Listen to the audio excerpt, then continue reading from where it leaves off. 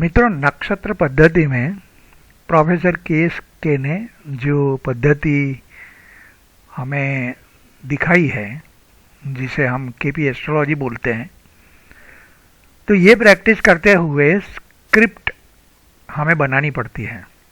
तो स्क्रिप्ट में हर एक प्लेनेट का नक्षत्र लॉर्ड होता है, उस प्लेनेट का सब लॉर्ड भी होता है, और ये सब लॉर्ड जो है इनका नक्षत्र लॉर्ड भी होता है। तो ये इंफॉर्मेशन प्लेनेट रिट्रोग्रेड है या डायरेक्ट है, ये प्लेनेट कौन कौन कस्पल सब लॉर्ड बना हुआ है, ये प्लेनेट कौन सी राशि में स्थित है, ये प्लेनेट कौन कौन भाव को सिग्निफाई कर रहा है, ये सारी इन्फॉर्मेशन की हमें ज़रूरत पड़ती है।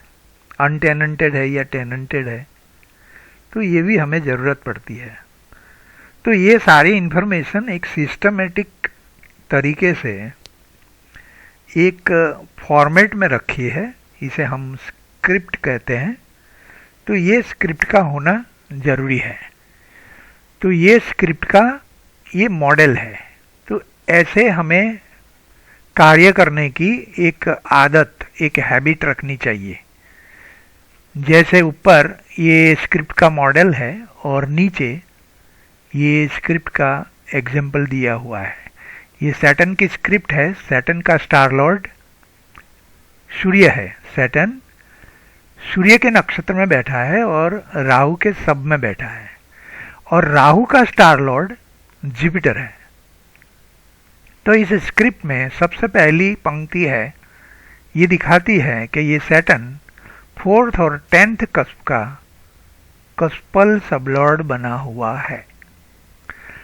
और ये जो सेकंड रो है, इसमें कौन सी राशि में ये प्लेनेट स्थित है, ये दिखाया है। अब इसके बाद थर्ड जो रो आती है, सेकंड, थर्ड, 4th और 5th रोज में ये जो थर्ड कॉलम है, इसमें ये 2, 7, 2, 12, ये एक एग्जाम्पल लिया है, ये समझने में आसानी रहे इसलिए। तो ये जो सारे नंबर्स है ये दिखा रहे हैं कि इसी हाउस में प्लेनेट बैठा है। तो सैटर्न सेकंड हाउस में बैठा है, सूर्य 7th हाउस में, राहु सेकंड हाउस में है, और जुपिटर 12th हाउस में बैठा है। उसके बाद वाले जो नंबर्स है ये दिखा रहे हैं कि ये सैटर्न का ओनरशिप वाला नंबर है। 9th हाउस का लॉर्ड सैटर्न है, लेकिन ये ब्लैंक है, मतलब ये खाली है, इसमें कोई नहीं है। 6th हाउस भी वेकेंट है, 7th हाउस भी वेकेंट है, 10th हाउस भी वेकेंट है, ऐसे। और जो दूर दिखाए गए हैं राइट साइड में, ये सारे ओनरशिप वाले हैं, सिग्निफाई करने वाले ये हाउसेस है, लेकिन ये हाउसेस में कोई न कोई ग्रह और बैठा है। तो इसके लिए जैसे जैसे हम राइट साइड जाएंगे तो ये नंबर की स्ट्रेंथ, मतलब स्ट्रांग नहीं है, कम स्ट्रेंथ कम होती जाएगी।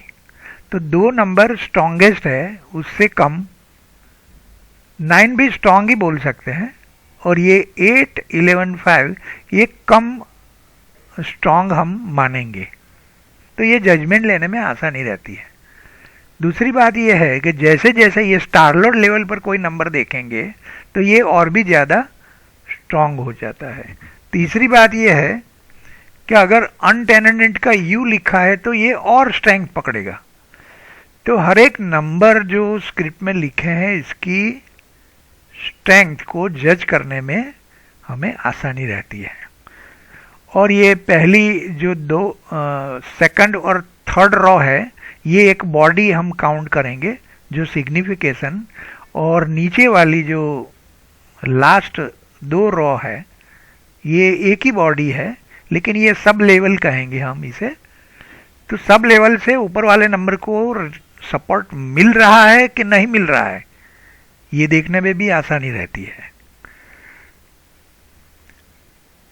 तो इस तरह हमें हैबिट और प्रैक्टिस रखनी चाहिए। तो आज बस इतना ही। Thank you very much.